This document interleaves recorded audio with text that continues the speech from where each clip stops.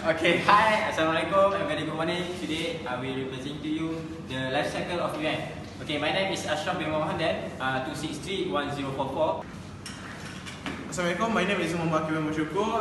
My metric number is 265683. Yeah, Assalamualaikum. My name is Muhammad Hafeeq bin Rahman.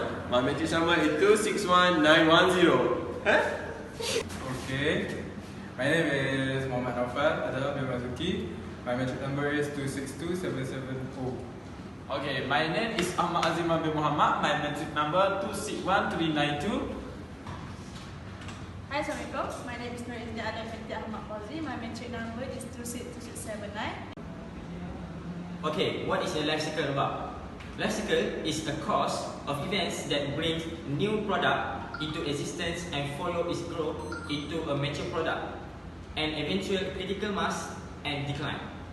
The most common steps in the life cycle of a product include product development, market introductions, growth, maturity, and decline stability.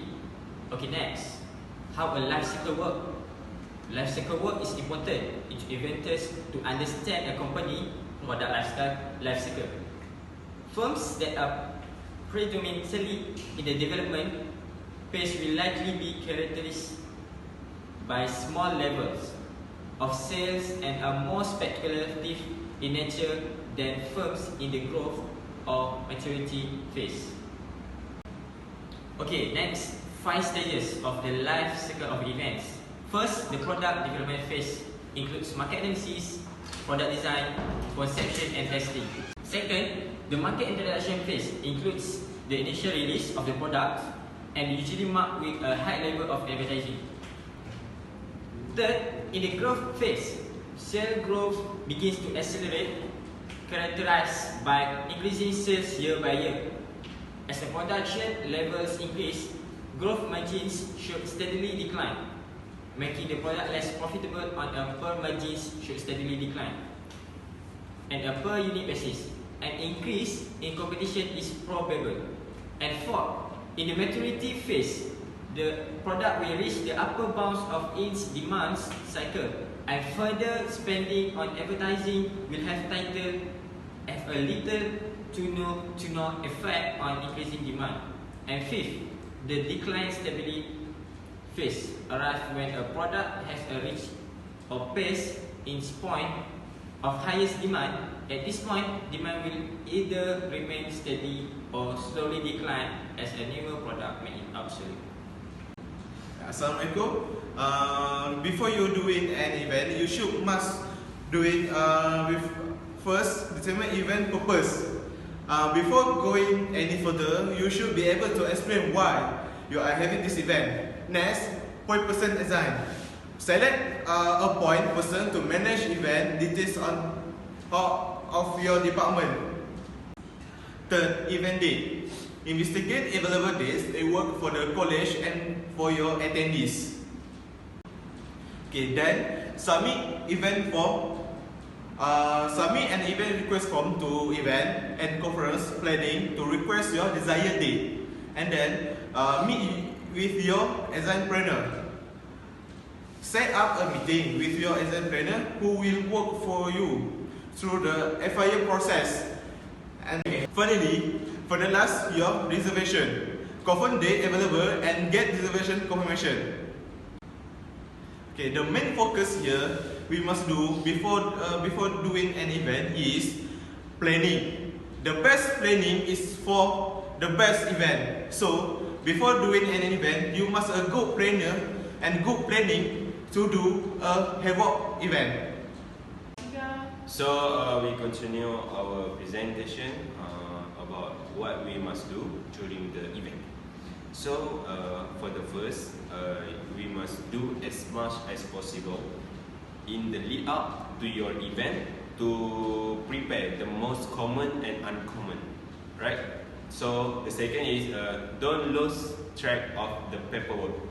Make sure all the legal ducks are in the row by doing research early in and keeping the copies are organized, right?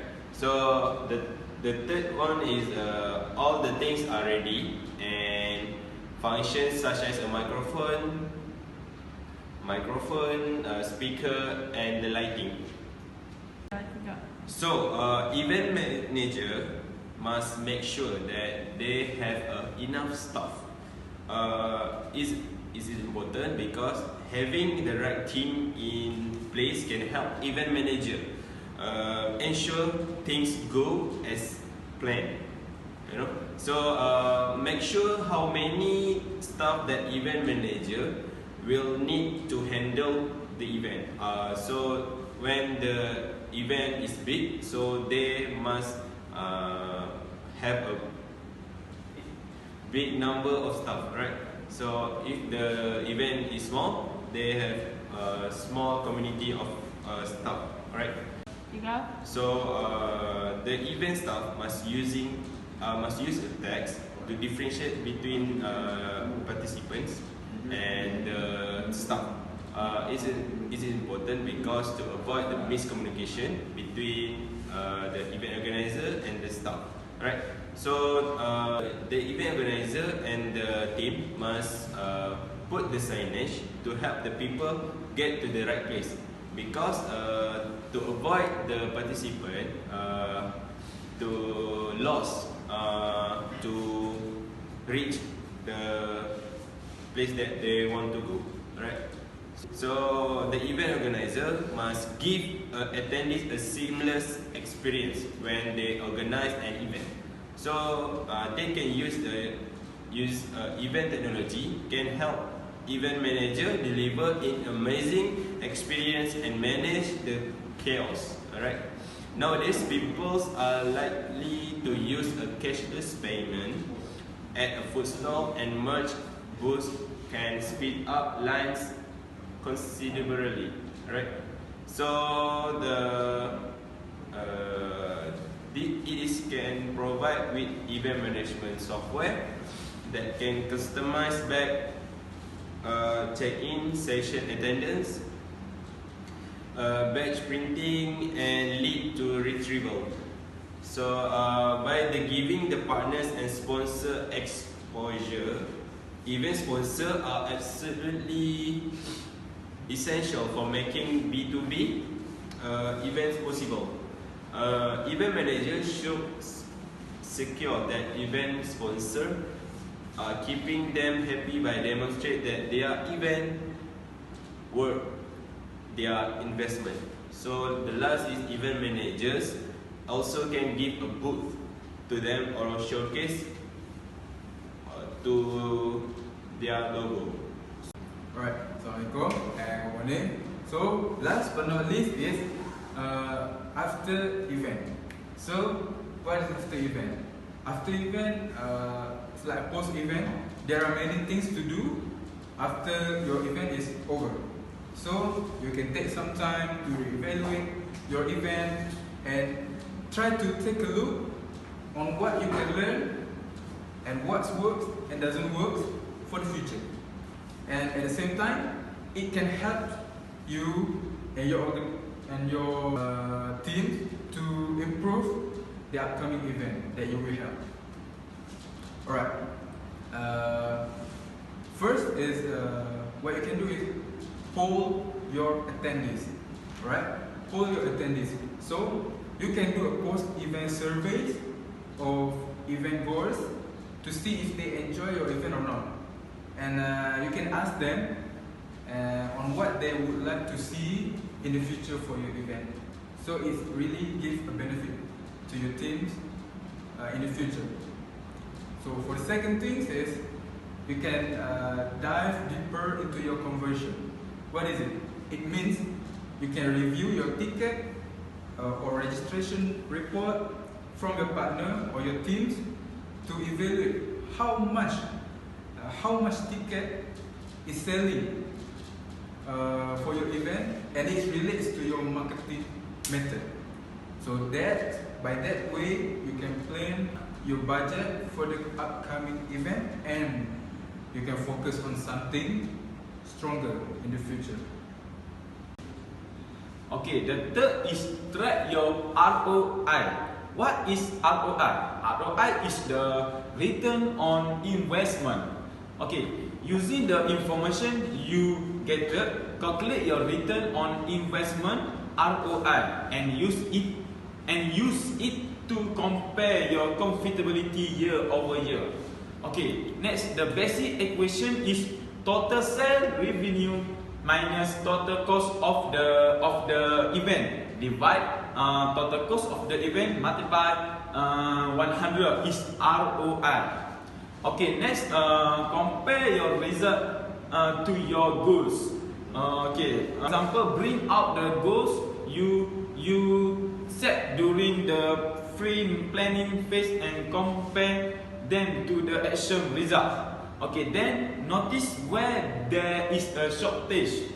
Okay, next do post-mortem because it will help you decide what to change. Okay, for example, what didn't work during your event promotion. And in conclusion of this presentation, life cycle events are generally cross-departmental and require action from different departments, and it is just critical that everyone agree on the flow and their areas of responsibility. As we map out of a life cycle event, the associated activity set and the activities that comprise consider who is responsible for owning the activity and what the activity type, and also targeted agents for this event. And that we can see that this life cycle is very important for all events to make sure that all events that will run smoothly. And for this life cycle, they have 3 types of event planning, which is for before event and during event and also post event. So thank you.